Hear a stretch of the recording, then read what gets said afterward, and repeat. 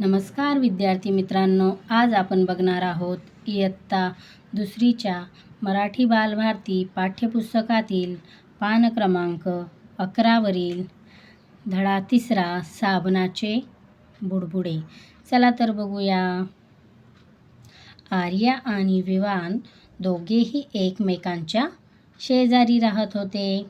एके दिवशी आर्या म्हणाली, विवान, आज आपण बुडबुडे तयार करूया का? विवान घरातून शिल्लक राहिलेल्या साबणाचे तुकडे घेऊन अंगणात आला. त्याने पाण्याच्या बादलीत साबणाचे तुकडे टाकले. साबणाचे पाणी तयार झाले. सूर्यप्रकाशामुळे पाणी चमकू लागले.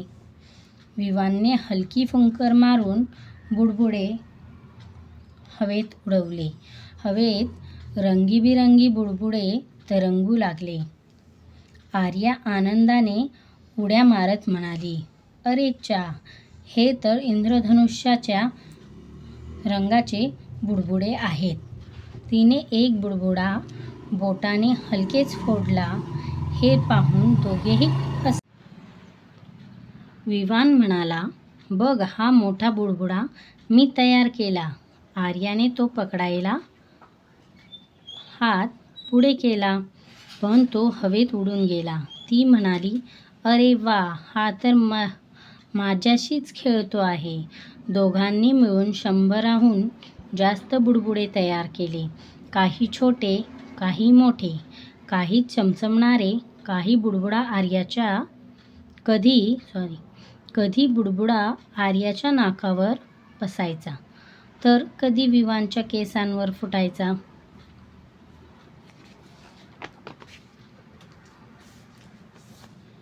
दोघेही खूप मजेत हसत होते. शेवटी आर्या म्हणाली, विवान, आजचा खेळ सर्वात मस्त. विवानही हसून म्हणाला, हो, उद्या पुन्हा नवीन खेळ खेळूया. संपूर्ण अंगण रंगीबिरंगी बुडबुड्यांनी भरले होते. दोघांच्या चेहऱ्यावर फक्त आनंदच आनंद होता. नवीन शब्द शिकूया. फुंकर. फुंकर म्हणजे काय? तोंडातून हळुवारपणे हवा सोडणे. वातावरण. पृथ्वीच्या सभोवतालचे हवेचे आवरण.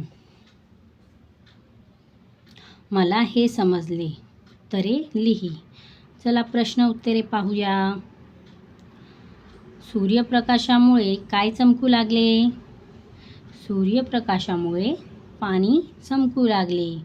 बुडबुडा कोणाच्या नाकावर बसला? आर्याच्या. बुडबुडा आर्याच्या नाकावर बसला. योग्य शब्दाला गोल कर. आर्याने, विवानने साबणाचे पाणी तयार केले. कोणी तयार केले? विवानने तयार केले. कोणी तयार केले? विवानने.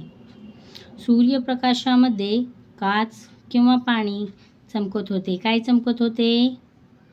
पाणी चमकत होते. अंगण रंगीबिरंगी बुडबुड्यांनी किंवा फुलांनी भरले होते. कशाने भरले होते?